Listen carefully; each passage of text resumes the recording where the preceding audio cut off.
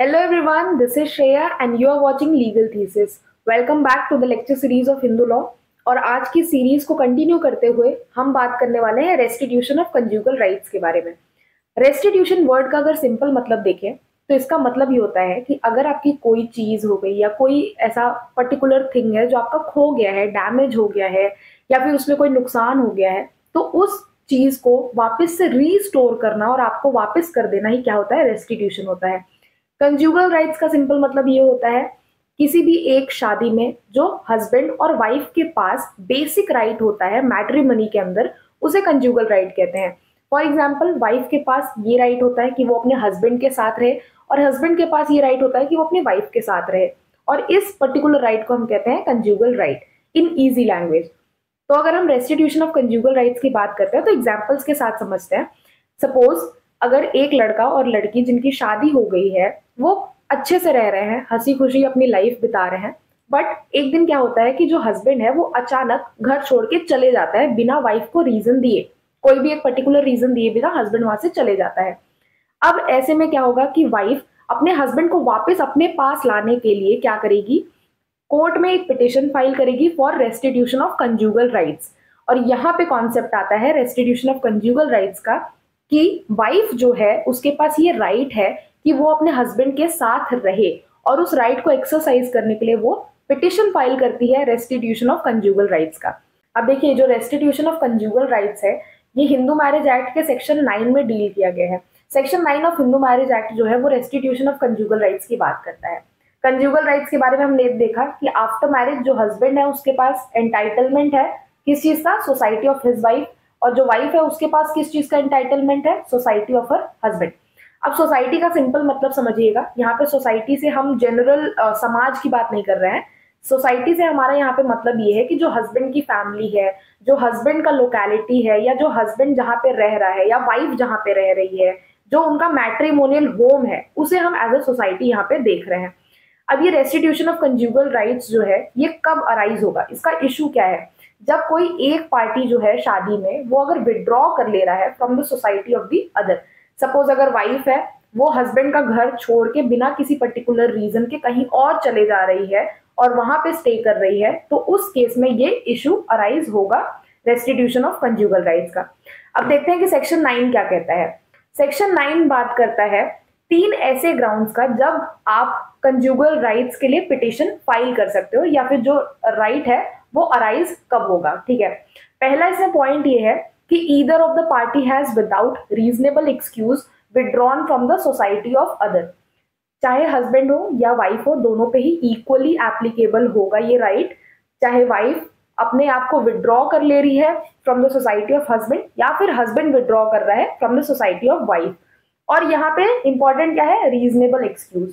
बिना किसी reasonable excuse के क्या है, वो लोग खुद को विड्रॉ कर ले रहे हैं, एक दूसरे से दूर रख रहे हैं।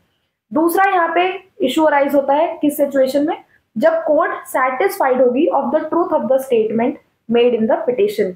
अगर मैंने पिटिशन फाइल किया है कि मेरा जो हस्बैंड है वो मेरे साथ ना स्टे करके विदाउट एनी पर्टिकुलर रीजन, कोई भी रीजनेबल एक्सक्यूज उनके पास नहीं है, लेकिन वो फिर भी मेरे साथ स्टे नहीं करते हैं, अगर इस स्टेटमेंट से जो कोर्ट है वो सेटिस्फाइड होगी कि हाँ मैं जो बोल रही हूँ वो सही है, तो यहाँ पे जो है रेस्टिट्यूशन ऑफ कंज्यूगल राइट्स का अराइज होगा इशू। तीसरा यहाँ पे पॉइंट आता है हमारे पास, when there is no legal ground why the application should not be granted. अगर कोई लीगल ग्राउंड नहीं है जहां पे भी एप्लीकेशन क्या है, रिस्ट्रिक्ट किया जाए, यानी कि जो भी लीगल प्रोसीजर्स होते हैं अगर उनके according restitution of conjugal rights apply करना चाहिए, तो उस केस में सेक्शन 9 जो है अप्लाई होगा। एक केस है सुशीला बाई वर्सेस प्रेम नारायण का, जिस केस में जो है कोर्ट ने ये बोला था कि जो बर्डन ऑफ प्रूफ होता है वो सबसे पहले किसके ऊपर होता है, जो पिटिशन फाइल करता है। अगर मैं पिटिशन फाइल कर रही हूँ तो पहले मेरे ऊपर ये बर्डन ऑफ प्रूफ रहेगा कि मैं ये प्रूफ करूं कि जो मेरे हस्बैंड है वो खुद को विड्रॉ कर लिए हैं विदाउट रीजनेबल एक्सक्यूज मेरे कंपनी से। लेकिन अगर जब मैं प्रूफ कर देती हूँ ये बात कि हाँ जो मेरे हस्बैंड है वो विदाउट रीजनेबल एक्सक्यूज खुद को मुझसे दूर रख रहे हैं, तो उसके बाद जो बर्डन ऑफ प्रूफ होगा वो शिफ्ट हो जाएगा अदर पार्टी के ऊपर, यानी डिफेंडेंट के ऊपर। इस केस में इतनी ही बात बोली गई थी। सेक्शन 9 से रिलेटेड एक बहुत ही इंपॉर्टेंट क्वेश्चन अराइज होता है कि क्या सेक्शन 9 कॉन्स्टिट्यूशनली वैलिड है या नहीं है। तो सेक्शन 9 की कॉन्स्टिट्यूशनैलिटी को चेक करने के लिए हमारे पास 3 इंपॉर्टेंट केसेस हैं। पहला है टी सरिता वर्सेस वेंकट सुबैया का, दूसरा है हविंदर कौर वर्सेस हरमंदर सिंह का, और तीसरा है सरोज रानी वर्सेस सुदर्शन कुमार का। एक एक करके इन तीनों केसेस के जजमेंट को समझते हैं। पहला केस है टी सरिता वर्सेस वेंकट सुबैया का। इस केस में आंध्र प्रदेश हाईकोर्ट ने ये ऑब्जर्व किया कि जो सेक्शन 9 है रेस्टिट्यूशन ऑफ कंज्यूगल राइट्स, ये वॉयलेट करता है आर्टिकल 21 और आर्टिकल 14 ऑफ इंडियन कॉन्स्टिट्यूशन को। आर्टिकल 21 जो राइट टू लाइफ की बात करता है और आर्टिकल 14 जो राइट ऑफ इक्वालिटी की बात करता है। फर्दर इस केस में आंध्र प्रदेश हाईकोर्ट के जजेस ने ये ऑब्जर्व किया कि ये जो सेक्शन 9 है हिंदू मैरिज एक्ट का, ये डिनाई करता है विमेन को a free choice of procreation of another human being. इस केस में एक्चुअल में जजेस ने ये ऑब्जर्व किया था कि जो सेक्शन 9 है वो विमेन को फोर्स करता है किसी ऐसे इंसान के साथ रहने के लिए जिसके साथ वो नहीं रहना चाहती है प्रॉबेबली, और उनको सेक्सुअल इंटरकोर्स के लिए भी फोर्स करता है सेक्शन 9। लेकिन इस जजमेंट के बाद आया एक और जजमेंट हविंदर कौर वर्सेस हरमंदर सिंह के केस में। इस केस में जो दिल्ली हाई कोर्ट थी उसने एक्सप्रेस किया अपना व्यू कि जो सेक्शन 9 है हिंदू मैरिज एक्ट का वो आर्टिकल 21 या 14 को वॉयलेट नहीं करता है। यहाँ पे जो दिल्ली हाई कोर्ट के जजेस थे उन्होंने कहा कि जो ऑब्जेक्ट है रेस्टिट्यूशन का, जो डिक्री प्रोवाइड की जाती है, उसका सिंपल जो मोटिव होता है उसके बिहाइंड वो ये होता है कि कोहैबिटेशन मेंटेन करना। अब देखिए जहाँ पे हम हिंदू मैरिज की बात करते हैं तो एक्चुअल में हिंदुओं में जो शादी होती है उनका मेन पर्पस ये होता है कि लोग एक दूसरे के साथ रहें। और जैसे कि हम हिंदू लॉ की अगर बात करते हैं, मैं हिंदू एंशिएंट टेक्स्ट की बात कर रही हूँ इस कंटेक्स्ट में, तो जब हम एंशिएंट टेक्स्ट देखते हैं तो वहां पे ये कहा जाता है कि जब एक दो लोगों की शादी हो गई है आपस में, दो लोगों की, तो उनकी शादी ऐसी मानी जाती है कि वो अटूट है, कभी भी टूट नहीं सकती है। तो यहाँ पे सेक्शन 9 के अंदर जो है हिंदू मैरिज एक्ट ये ट्राई करता है कि जो मैरिज है उसमें कोहैबिटेशन मेंटेन किया जाए। अगर कोई भी ऐसे चांसेस है कि जहाँ पे दो लोग एक दूसरे के साथ रह के एक दूसरे को समझ के उस मैरिज को आगे फर्दर प्रोसीड कर सकते हैं तो वहां पे उसे मेंटेन किया जाए, इसलिए सेक्शन 9 को लाया गया था। और फर्दर इन्होंने कहा कि जो मैट्रिमोनियल होम होता है वहां पे कोहैबिटेशन मेंटेन करने के लिए सेक्शन 9 होता है, लेकिन सेक्शन 9 कहीं से भी एनफोर्स नहीं करती है sexual intercourse between the partners. Section 9 बिल्कुल भी नहीं बोलता है कि आप अपने पार्टनर के साथ सेक्सुअल इंटरकोर्स करने के लिए भी बाध्य है, नहीं। सेक्शन 9 सिर्फ ये कहता है कि आपको अपने हस्बैंड के साथ या हस्बैंड को वाइफ के साथ रहना चाहिए उनकी सोसाइटी में, विदाउट रीजनेबल एक्सक्यूज उनको खुद को विड्रॉ नहीं करना चाहिए। पर इस पूरे केस सिनेरियोज में sexual intercourse is not involved. इस केस के बाद आया सरोज रानी वर्सेस सुदर्शन कुमार का केस, जिसमें हमारी एपेक्स कोर्ट यानी कि सुप्रीम कोर्ट ने ये ऑब्जर्व किया कि जो सेक्शन 9 है उसे आर्टिकल 14 और 21 का वॉयलेशन नहीं कहा जा सकता है। फर्दर कोर्ट ने ये भी बोला कि जो इंडियन मैरिजेस होती हैं, इंडिया में जो हिंदू मैरिजेस होती हैं, उनका जो पार्ट होता है वो ये होता है कि शादी के बाद दो लोगों को एक दूसरे के साथ रहना है। तो इंस्टीट्यूशन ऑफ मैरिज में ये जो कंज्यूगल राइट्स है ये ऑलरेडी इनहेरेंट पार्ट होते हैं। इनहेरेंट पार्ट का मतलब ये होता है कि ये खुद उसमें पाए जाते हैं, इसे किसी लॉ के द्वारा एनफोर्स नहीं किया जा रहा है, बल्कि जो मैरिज का जो इंस्टीट्यूशन है, जो मैरिज एक जो प्रोसेस है, उस प्रोसेस का ये बहुत ही बेसिक पार्ट है कि शादी के बाद हस्बैंड और वाइफ जो है साथ में रहेंगे। ये इंडिया में जो शादी होती है उनके मैरिज इंस्टीट्यूशन का ही पार्ट है। तो इसीलिए सेक्शन 9 को वॉयलेशन नहीं कहा जा सकता है आर्टिकल 14 और 21 का। ये हमारी सुप्रीम कोर्ट का जजमेंट था।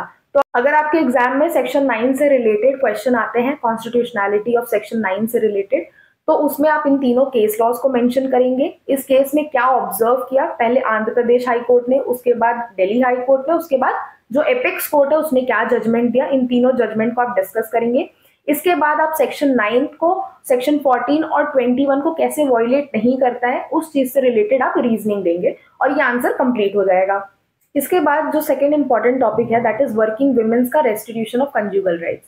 वर्किंग विमेन अगर कोई है जिसका जो वर्क प्लेस है, जो ऑफिस है, वो उसके मैट्रिमोनियल होम के आसपास ना होके बहुत ही दूर है, जिसकी वजह से उसको मैट्रिमोनियल होम से दूर रहना पड़ता है या अपने हस्बैंड से दूर रहना पड़ता है, तो उस केस में क्या हस्बैंड पिटीशन फाइल कर सकता है for restitution of conjugal rights. अब इस टॉपिक से रिलेटेड हमारे पास कुछ केस लॉज हैं जैसे कि पहला केस लॉ जो हम डिस्कस करने वाले हैं that is an Radha Krishna versus an Dhanalakshmi. अब ये राधा कृष्णा वर्सेस धनलक्ष्मी के केस में जो मद्रास कोर्ट थी उसने ये कहा कि वाइफ जो है अगर गेनफुली एम्प्लॉयड है in a place away from the husband's home, then this is the reasonable excuse to live apart and the restitution was not granted। अगर कोई वाइफ है जो कि कहीं पे एम्प्लॉयड है जहां से उसको सैलरी मिल रही है या फिर उसको गेन हो रहा है कुछ, तो उस केस में अगर वो उस एक्सक्यूज की वजह से अपने हस्बैंड से दूर रहती है तो यहाँ पे जो रेस्टिट्यूशन है वो ग्रांट नहीं किया जाएगा और ये रीजनेबल एक्सक्यूज माना जाएगा। इसके बाद एक केस है कैलाशवती वर्सेस अयोध्या प्रसाद का। अब इसमें पंजाब हाई कोर्ट ने बिल्कुल ऑपोजिट जजमेंट दिया। पंजाब हाई कोर्ट ने ये कहा कि इवन दो जो वाइफ है वो गेनफुली एम्प्लॉयड ही क्यों ना है away from the husband's house, लेकिन यहाँ पे डिक्री ऑफ रेस्टिट्यूशन ग्रांट किया गया हस्बैंड को। अब क्यों ग्रांट किया गया, इसमें पंजाब हाई कोर्ट ने अपना रीजनिंग दिया कि जो हस्बैंड है उसके ऊपर बर्डन होता है किसका, वाइफ और चिल्ड्रन का। हस्बैंड के ऊपर जो हिंदू मैरिजेस होते हैं उसमें एक लीगल ऑब्लिगेशन हस्बैंड के ऊपर रहता है कि उसे अपनी वाइफ को अपनी चिल्ड्रंस को मेंटेनेंस करना है, उनका खर्चा फाइनेंशियल जो उनकी हेल्प होती है वो करनी है, वो हस्बैंड का लीगल ऑब्लिगेशन होता है। तो ऐसे केस में हस्बैंड के पास ये राइट होना चाहिए कि वो चूज करे मैट्रिमोनियल होम कि उसे कहाँ रहना है और वाइफ को उसके साथ रहना चाहिए। और अगर हाँ, लेकिन इसमें एक क्राइटेरिया भी पंजाब हाईकोर्ट ने मेंशन किया कि जो हस्बैंड है उनके पास इतना सोर्स होना चाहिए कि वो अपनी वाइफ को सपोर्ट कर सके, यानी वो फाइनेंशियली इतने केपेबल हो कि वो अपनी वाइफ को सपोर्ट कर सकते हैं, अपने चिल्ड्रंस को सपोर्ट कर सकते हैं। तो इस केस में जो हस्बैंड है उनके पास ये राइट है कि वो अपना मैट्रिमोनियल होम चूज करें। तो इस केस में जजमेंट बिल्कुल ऑपोजिट दिया। इसके बाद हमारे पास एक केस और है मिर्चूलाल वर्सेस श्रीमती देवी बाई का, और एक है अलका भास्कर बर्के वर्सेस सच्चिदानंद बर्के का। अब देखो ये जो मिर्चूलाल वर्सेस श्रीमती देवी बाई का केस था, इस केस में जो वाइफ थी वो पहले अपने मैट्रिमोनियल होम से बहुत ही दूर एम्प्लॉयड थी, जिसकी वजह से वो घर पे नहीं रहती थी हस्बैंड के साथ, वो अपने वर्क प्लेस के आसपास रहती थी, लेकिन वो रेगुलर अप डाउन करते रहती थी। इसके बाद क्या हुआ कि वाइफ ने अपनी जॉब क्विट कर दी और वो अपने घर पे रहने लग गई अपने हस्बैंड के साथ। 1 साल बाद वाइफ ने अगेन जॉब ज्वाइन करने का डिसीजन लिया, जिसकी वजह से उसे फिर से घर से दूर जाना पड़ गया। अब इस केस में वाइफ ने ये बोला अपने हस्बैंड को कि मैं भी अप डाउन करूंगी, जब मुझे मौका मिलेगा मैं मिलने आऊंगी, जब आपको मौका मिले आप मेरे से मिलने आओ। तो इस केस में उनका शायद अनबन हुआ होगा, जिसकी वजह से हस्बैंड ने पिटिशन फाइल कर दी for restitution of conjugal rights. तो इस केस में जो कोर्ट थी उसने ये ऑब्जर्व किया कि वाइफ के पास रीजनेबल एक्सक्यूज है कि वो खुद को विड्रॉ करे हस्बैंड की सोसाइटी से, और वाइफ ने इतना ध्यान रखा था कि वो खुद को इंटेंशनली हस्बैंड से दूर नहीं कर रही है, बल्कि वो अपनी जॉब की वजह से जा रही है। तो इस केस में जो रेस्टिट्यूशन था वो ग्रांट नहीं किया गया था हस्बैंड को। दूसरा जो केस है अलका भास्कर बर्के वर्सेस सच्चिदानंद बर्के वाला, तो इस केस में कोर्ट जो थी बॉम्बे हाई कोर्ट, उसने डिफाइन किया है मैट्रिमोनियल होम को कि मैट्रिमोनियल होम जो है वो होता क्या है। मैट्रिमोनियल होम ससुराल नहीं है, या फिर जहाँ पे हस्बैंड का जो चाइल्डहुड होम है या फिर जहाँ पे उनके पेरेंट्स रह रहे हैं उसको मैट्रिमोनियल होम नहीं कहा गया है। ऐसा कोई भी घर जहाँ पे हस्बैंड और वाइफ दोनों रह रहे हैं एक दूसरे के साथ, उसे मैट्रिमोनियल होम बोला जा सकता है, भले वो घर वाइफ का हो या फिर हस्बैंड का हो। इस केस में इतनी बात बोली गई थी। अगर देखो, अगर आपको पिटिशन में सक्सीड होना है, रेस्टिट्यूशन अगर आपको ग्रांट करना है, तो उस केस में जो है जो बोनाफाइड इंटेंशन है टू रेज्यूम कोहैबिटेशन वो नेसेसरी है। इसका मतलब क्या है, अगर मैं पिटिशन फाइल कर रही हूँ अपने हस्बैंड के अगेंस्ट कि मेरे हस्बैंड मेरे साथ नहीं रहते हैं, और इसके लिए मैं पिटिशन फाइल की हूँ कि मेरे हस्बैंड मेरे साथ रहने लगे, रेस्टिट्यूशन ग्रांट किया जाए, तो इस केस में मेरा बोनाफाइड इंटेंशन होना चाहिए, मेरे इंटेंशंस बहुत प्योर होने चाहिए कि मुझे अपने हस्बैंड के साथ रहना है, तभी यहाँ पे जो पिटिशन है वो सक्सीड होगी। Moving on to the next topic, cruelty as a ground for withdrawal of society. क्या क्रुएल्टी जो है उसे एज अ ग्राउंड यूज किया जा सकता है कि जो हस्बैंड है या वाइफ है वो एक दूसरे को उनकी सोसाइटी से विड्रॉ कर सकते हैं और उनके अगेंस्ट रेस्टिट्यूशन फॉलो नहीं किया जाएगा? तो देखो, क्रुएल्टी फिजिकल भी हो सकती है, मेंटल भी हो सकती है। क्रुएल्टी का सिंपल मतलब ये होता है अत्याचार मान लो, या फिर आपके साथ कोई दुर्व्यवहार किया जा रहा है आपके हस्बैंड के द्वारा, उनकी फैमिली के द्वारा, आप मेंटली हैरास हो रहे हो, फिजिकली हैरास हो रहे हो, वो सारी चीजें आती है क्रुएल्टी में। अब इसमें केस है श्रीमती सुमन बाई वर्सेस आनंद राव ओनकर का।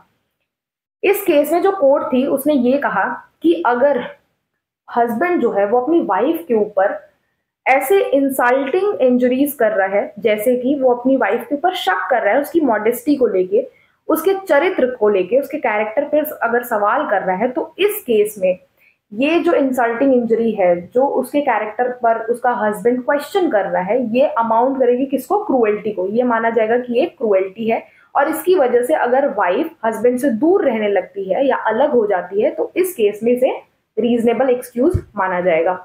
This was all about section 9 of Hindu marriage act 1955। इससे रिलेटेड जितने भी इंपॉर्टेंट टॉपिक्स थे वो हमने कवर कर लिए हैं। अगर आप चाहें तो आप और भी केस लॉज रेफर कर सकते हैं और अपने आंसर्स को फ्रेम कर सकते हैं। So keep watching, keep studying. Thank you.